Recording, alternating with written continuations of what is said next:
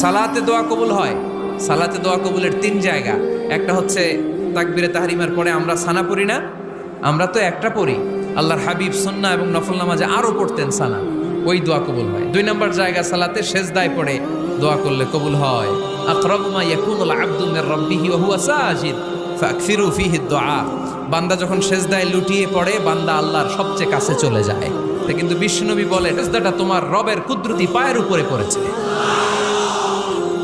সেজদায় পড়ে দোয়া করেন। সালাম ফিরানোর আগে বিশ্বনবী দোয়া করতেন, লা ইউসাল্লিমান্না আহাদুকুম হাত্তা ইয়াতাআওয়াযা মিন আরবা'a।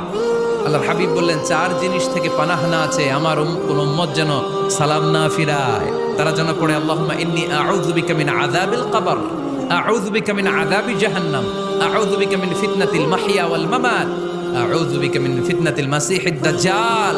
আল্লাহ কবরের আযাব থেকে বাঁচাও, আল্লাহ জাহান্নামের আগুন থেকে বাঁচাও, আল্লাহ জীবন